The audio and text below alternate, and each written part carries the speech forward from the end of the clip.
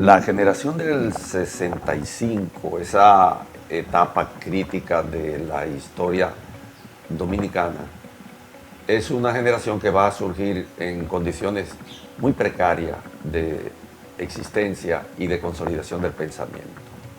Es la generación que surge inmediatamente después de la muerte de Trujillo y es como si tuviera que trabajar sobre las ruinas de una dictadura que duró 31 años y que cercenó la totalidad del pensamiento dominicano. Nosotros estuvimos excluidos de las grandes corrientes del pensamiento universal que atravesaron a América. El marxismo, por ejemplo, era una expresión filosófica del siglo XIX, que se consolida en América a partir de Mariátegui en la década de los 20 del siglo XX.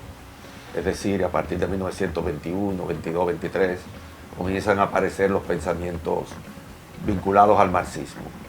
La doctrina social de la Iglesia con sus transformaciones, las encíclicas Rerum Novarum, Pacem Terris, Quadragésimo Anno, que eran propuestas de regeneración social a nivel mundial, las desconocíamos. Desconocíamos la sociología weberiana, la economía política aplicada al análisis de los procesos históricos. Era una generación que no tenía armas para interpretar la historia en movimiento.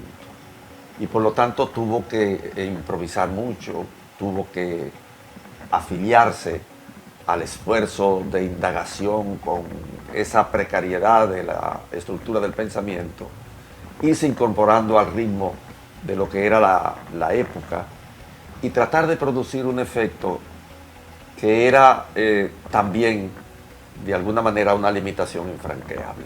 ¿Por qué?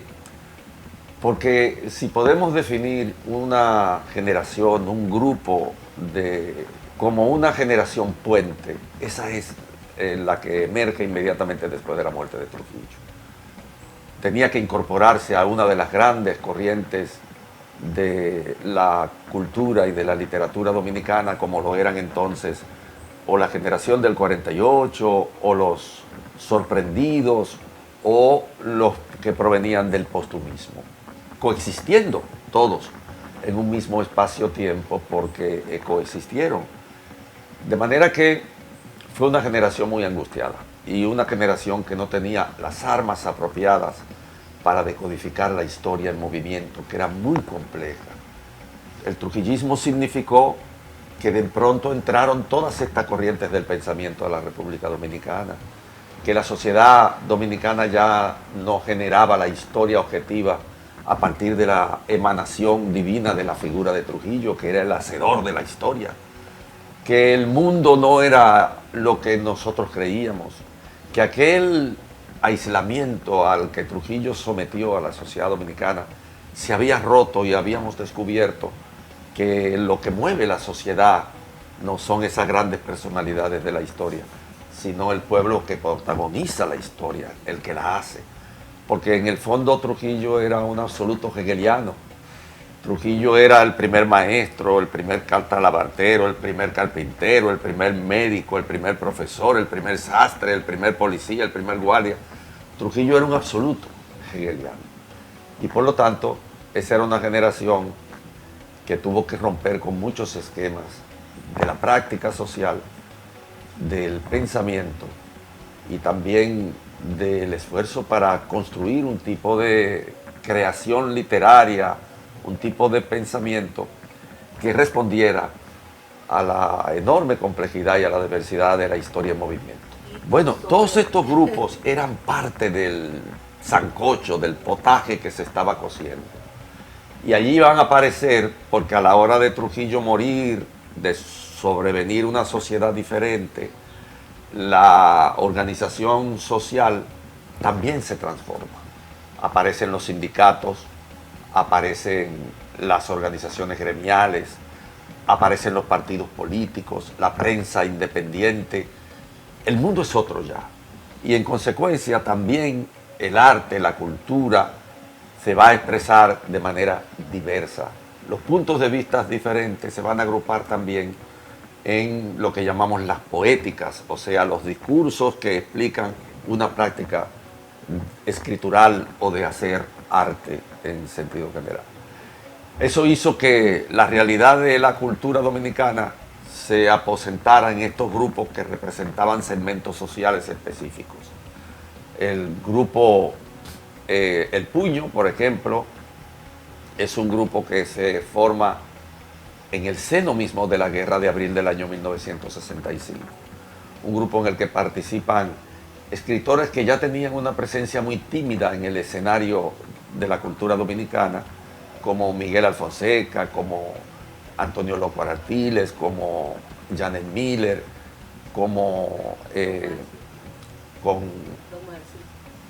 Marcio, que se suma al Puño también, aunque Marcio es un hombre que ya viene desde la generación del 48 y que había publicado en la era de Trujillo textos muy significativos en la colección de Spencer, la colección Arquero, aquella. Ya Marcio había publicado El Buen Ladrón y era conocido por algunos otros textos. En fin, ese grupo era un grupo, digamos, que ya tenía una cierta repercusión en la sociedad y que emerge como un grupo protagónico. Del grupo El Puño surge La Isla, que es una especie de disidencia respecto del punto de vista de lo social. ¿Por qué? Bueno, pues porque El Puño era un grupo que tenía, desde el punto de vista político, una indefinición pequeño burguesa, decíamos entonces, respecto de lo que estaba ocurriendo en la sociedad dominicana. La Isla no. La Isla asumió un punto de vista hasta desde su propio nombre, la Isla. No nos concebíamos un espacio reducido, sino una totalidad. Y además una ruptura con la idea de un arte que tuviera una razón de ser en sí mismo. Por lo tanto, de alguna manera, el arte, la cultura que la Isla pretendió expandir en la sociedad dominicana es lo que desde la cultura griega se llama literatura ancilar. Es decir, era una literatura de servicio, una literatura puesta al servicio de un pensamiento filosófico, político, social, porque se creía que el arte era un instrumento de liberación de otros factores en el orden social, de liberación política, que contribuía a solidificar la conciencia, que emanaba un tipo de resplandor que podía incendiar una pradera, como decía Mao Zedong entonces, ideas que incendien pradera. Nosotros pensábamos que el arte era una forma apropiada de participar en las transformaciones sociales de entonces. Y entonces ese grupo de la Isla estuvo integrado por Antonio López Artiles, que era como el líder intelectual de todos nosotros. Antonio tenía una experiencia formativa proveniente de la iglesia, como yo, del mundo del seminario. Había sido un seminarista, había estado preso en la 40, era un espíritu intranquilo, como dice él en una novela que se llama a sí mismo El espíritu intranquilo. Era una persona que entró en contradicción con el grupo El Puño, salió del Puño, y entonces formamos nosotros el grupo La Isla. Después vino el grupo La Máscara, que era un grupo de personas vinculadas con la iglesia, encabezado por Aquiles Azar, por la Villini, de Azar, que era esposa de Aquiles, por Freddy Ginebra, por supuesto, porque en el ámbito de lo que el activismo de Freddy Ginebra siempre ha prodigado, se albergaron todas estas disidencias. Después vino el grupo La Antorcha, que era un grupo del lado allá y muchos otros grupos. Para la época hubo una enorme cantidad de grupos. Hay que leer el libro de Ramón Francisco. Lo que quiero decir que en esa época hubo una ebullición de grupos culturales, porque la efervescencia de lo que significó la desaparición de la dictadura en la República Dominicana, en el plano artístico y de la historia del pensamiento, en el plano del arte, se concretó en estos grupos.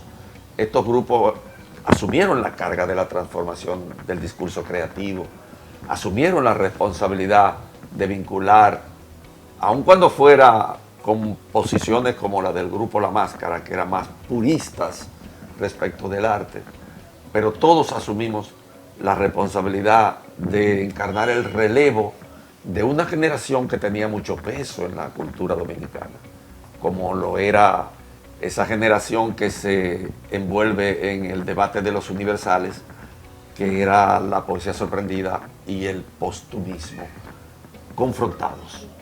Y nosotros, con muchas deficiencias en el instrumento del pensamiento cognitivo, en el conocimiento de la evolución de la sociedad, pero con muchas deficiencias, enfrentamos una etapa que podemos considerarla una etapa de transición.